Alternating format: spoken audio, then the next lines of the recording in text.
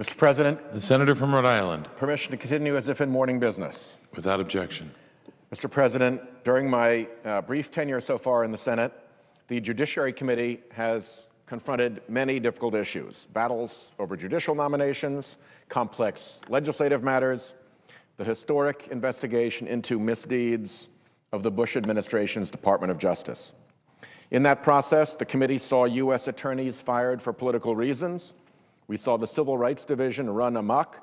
We saw declassified legal theories asserting that the president can secretly ignore his own executive orders. We saw unprecedented politicization of a noble department. And of course, we saw those Office of Legal Counsel memos approving interrogation techniques long understood, long known to be torture. Fortunately, throughout that time, Chairman Leahy sought answers. His efforts were even-handed but unyielding. We know so much of what we know now because Patrick Leahy was satisfied with nothing less than the whole truth. Today, his work continues, and I want to speak in support of his efforts. Mr. President, the backdrop to this is, of course, a grim one.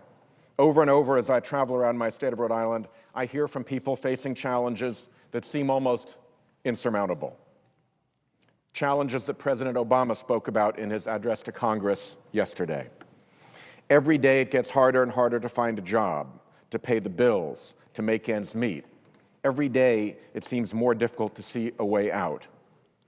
The Bush administration left our country deeply in debt, bleeding jobs overseas, our financial institutions rotten and weakened, an economy in free fall. This is the wreckage we see everywhere, in shuttered plants, as my colleague from Pennsylvania sees at home so cruelly, in long lines, and in worried faces. But there is also the damage that we cannot see so well, the damage below the waterline of our democracy.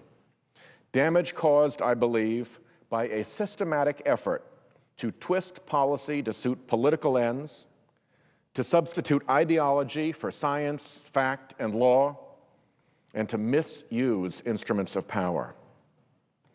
If an administration rigged the intelligence process and on faulty intelligence sent our country to war, if an administration descended to interrogation techniques of the Inquisition, of Pol Pot and the Khmer Rouge, descended to techniques that we have prosecuted as crimes in military tribunals and in federal courts, if institutions as noble as the Department of Justice and as vital as the Environmental Protection Agency were subverted by their own leaders, if the integrity of our markets and the fiscal security of our budget were opened wide to the frenzied greed of corporations and speculators and contractors, if taxpayers were cheated and the forces of government rode to the rescue of the cheaters and punished the whistleblowers, if our government turned the guns of official secrecy against our own people to mislead, confuse, and propagandize them, if the integrity of public officials, the warnings of science, the honesty of government procedures, and the careful historic balance of our separated powers all were seen as obstacles to be overcome and not attributes to be celebrated, if the purpose of government became no longer to solve problems, but simply to work them for political advantage, and a bodyguard of lies and jargon and propaganda were emitted to fool and beguile the American people, well, something very serious would have gone wrong in our country. And such damage must be repaired. I submit that as we begin the task of rebuilding this nation, we have a duty to our country to determine how great that damage is. Democracy is not a static institution. It is a living education, an ongoing education in freedom of a people. As Harry Truman said, addressing a joint session of Congress back in 1947, one of the chief virtues of a democracy is that its defects are always visible and under democratic processes can be pointed out and corrected. We have to learn the lessons from this past carnival of folly, greed, lies, and wrongdoing, so that the damage can, under democratic processes, be pointed out and corrected. If we blind ourselves to this history, we deny ourselves its lessons, lessons that came at too painful a cost to ignore. Those lessons merit disclosure and discussion. Indeed, disclosure and discussion make the difference between this history being a valuable lesson for the bright and upward forces of our democracy, or a blueprint for those darker forces to return and someday do it all over again. As we work toward a brighter future ahead, to days when jobs return to our cities, capital to our businesses, and security to our lives, we cannot set aside our responsibility to take an accounting of where we are, what was done, and what must now be repaired.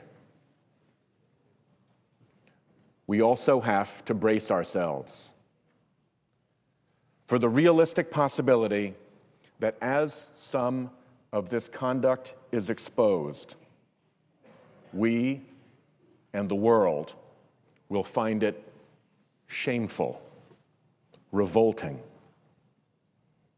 We may have to face the prospect of looking with horror at our own country's deeds. We are optimists, we Americans. We are proud of our country. Contrition comes hard to us. But the path back from the dark side may lead us down some unfamiliar valleys of remorse and repugnance before we can return to the light. We may have to face our fellow Americans saying to us, "No, please, tell us that we did not do that. Tell us that Americans did not do that." And we will have to explain somehow. This is no small thing and not easy. This will not be comfortable or proud, but somehow it must be done. Chairman Leahy has embarked on the process of considering a new commission, one appropriate to the task of investigating the damage the Bush administration did to America, to her finest traditions and institutions, to her reputation and integrity. The hearing he's called in coming days will more thoroughly examine this question to help us determine how best to move forward. I stand with him. Before we can repair the harm of the last 8 years, we must learn the truth. I thank the presiding officer, and I yield the floor.